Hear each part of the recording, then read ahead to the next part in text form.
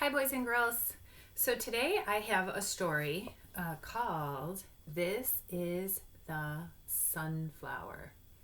I'm also going to be reading the book A Field of Sunflowers.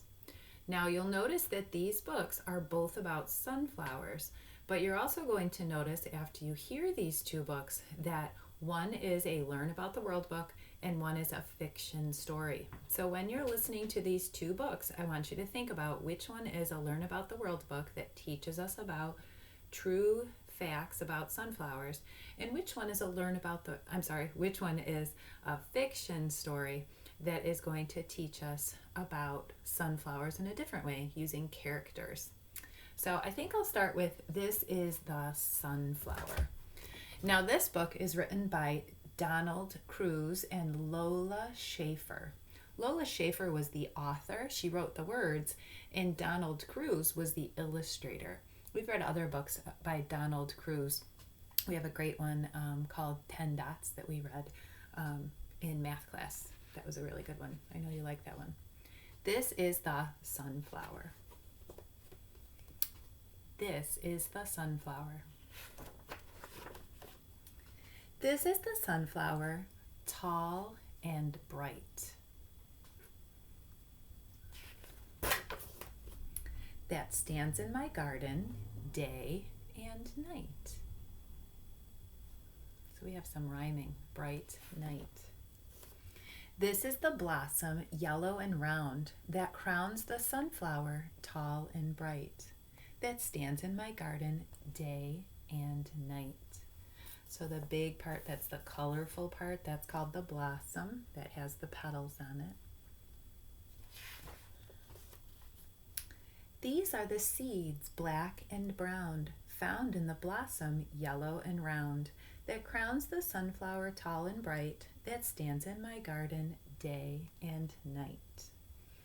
So we talked about the parts of a flower and that the seeds are in the center of the blossom or the flower. And notice what's happening to this flower.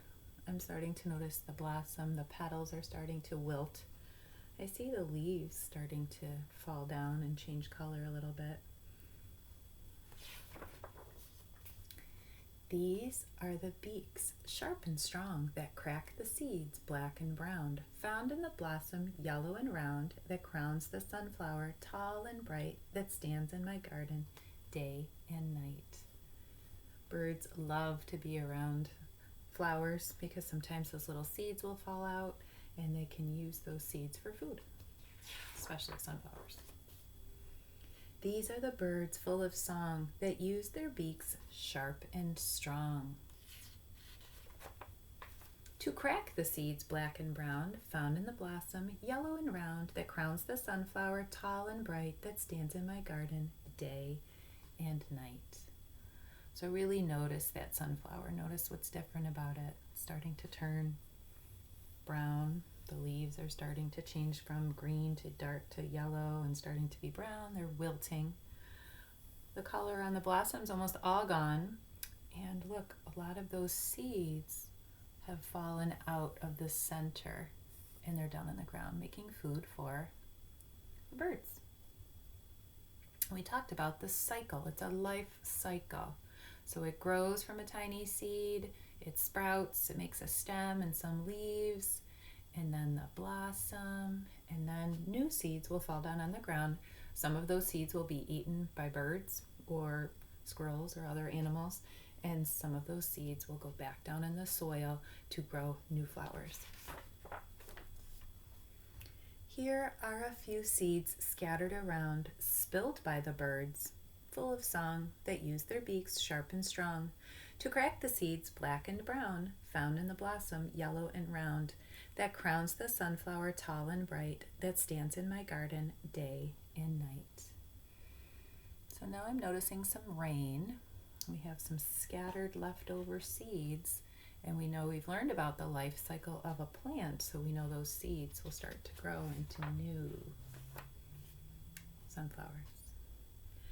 Now the sun warms the moist ground that covers the seeds scattered around, spilled by the birds full of song, that use their beaks sharp and strong to crack the seeds black and brown, found in the blossom yellow and round, that crowns the sunflower tall and bright, that stands in my garden day and night. Now I don't see anything happening there, but we know that before a seed sprouts out of the ground, it has to grow something down in the ground that holds it in place and starts sucking up that water. Those roots start to grow before you even know it. These are the sprouts, rich with life, that grow and grow and grow until... So notice, there wasn't just one sunflower growing. Those seeds grew. Each one of those seeds grew another sprout. And that looks like a sunflower garden now. A patch of sunflowers, tall and bright, stands in my garden day and night. That's the really cool thing about sunflowers. Now, this also does have a picture in the back of the book that tells you about each one of those different kinds of birds that were in the story. So there's lots of different birds. There's cardinals and goldfinch and mockingbirds and warblers, woodpeckers, bluebirds, a girl cardinal, so there's the boy and the girl, red-winged blackbirds, house finches, blue jays, indigo, bunting, lots of different birds, and they all love sunflowers. So that was a fun story that talked about how one tiny little sunflower left enough seeds for the following year for the life cycle to grow lots and lots of sunflowers, to grow a patch or a group of sunflowers. Now I have a field of sunflowers. Now this book is different. It has real pictures. It will have real true facts. It doesn't have drawings. So we've learned so much about books, and we know that the books that have real pictures, like from a camera, without coloring pictures or drawings that people make, those are usually the ones that are the nonfiction books. Those are the ones that teach us so we can learn about our world. So in this book, we're going to watch a farmer plant tiny seeds in an empty field. We're going to watch them grow into giant sunflowers. And we're going to learn about how people and animals enjoy the sunflowers project. A Field of Sunflowers by Neil Johnson. A field of sunflowers.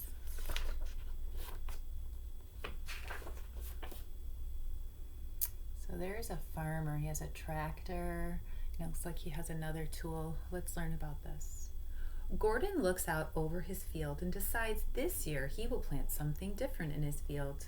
First, he must prepare the ground for planting. The disc plow loosens the hard packed soil to let it breathe. So he's going to use that plow to loosen up the soil so that the air can get down in there so that plants can breathe. We learned that plants need air.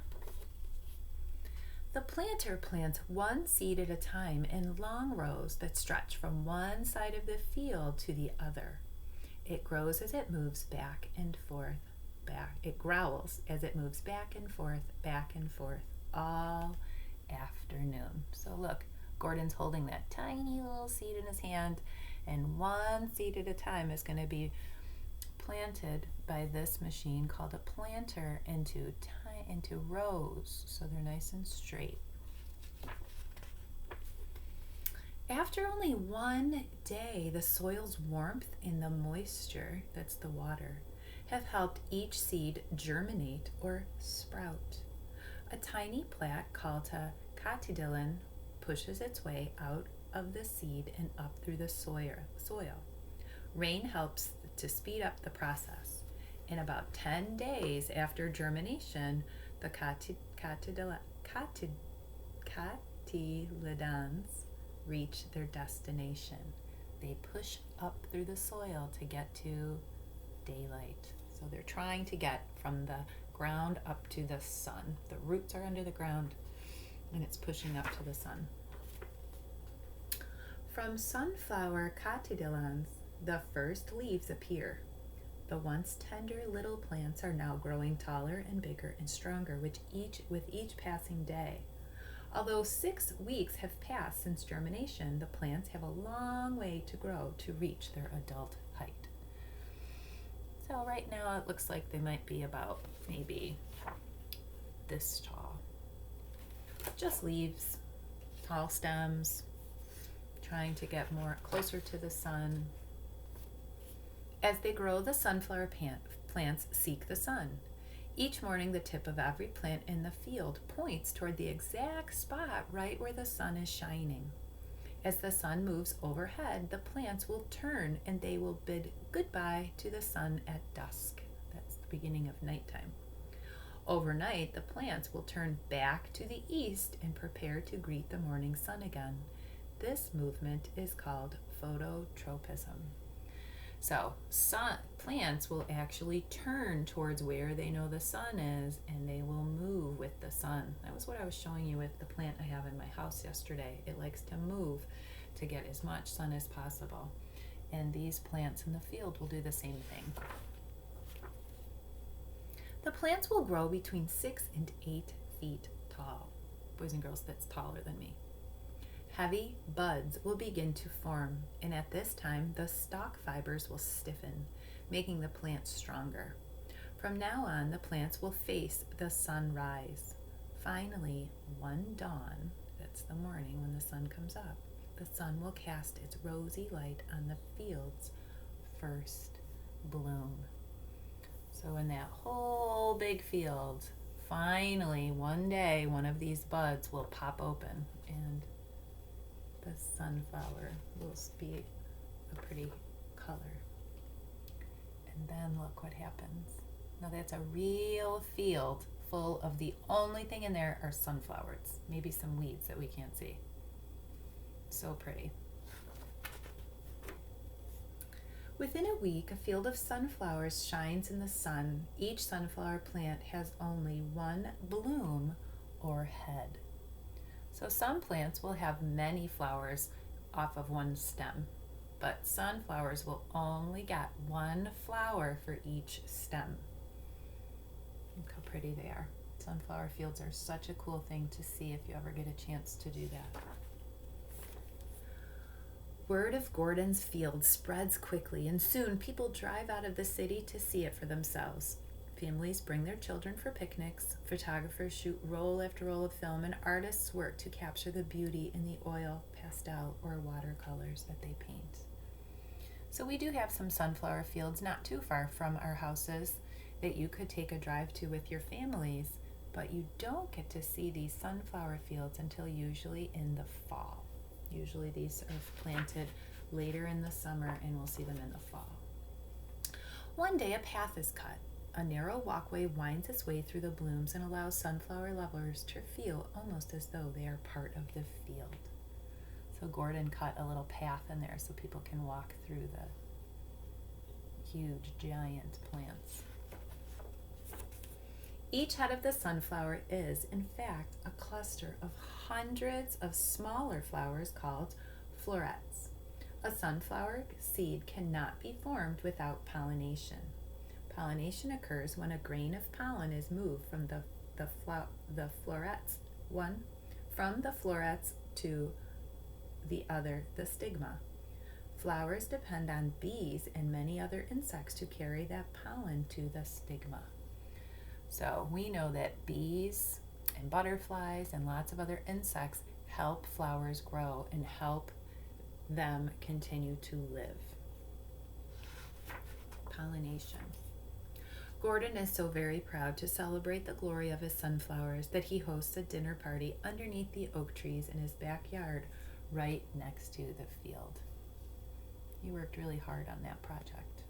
He wants to celebrate it. The blooms will last for only about 2 weeks before they begin to fade away. So once they all start to bloom, they will only last for about 2 weeks. That's only 14 days before they'll start to die. And we've learned what happens when those flowers start to die. Each bloom is now full of hundreds of seeds, each containing the potential to be another tall sunflower plant. but Gordon decides not to harvest the heads for their seeds. Though the plants will die, the seeds and the flower heads are still very much alive. The once beautiful field becomes a gigantic bird feeder for cardinals, red-winged blackbirds, mockingbirds, doves, and other birds. So think about some things in this book were the same as things in this book. This book also has sunflowers becoming food for birds. And that is the end. And boys and girls, that is what a sunflower seed looks like. They can be all black. They can be white with black stripes.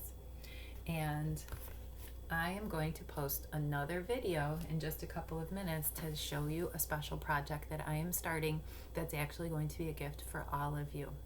So I hope you liked learning about sunflowers and learning how 2 different books. One is fiction. It's a fun story with characters, and a nonfiction book, a true story about real facts, both of them about sunflowers, can teach us some fun things and help us also feel happy. I hope you enjoyed this video, and I want you to check out my next video because that is going to be the surprise that I have for each of you. I hope you're having a great Wednesday, and I will see you soon.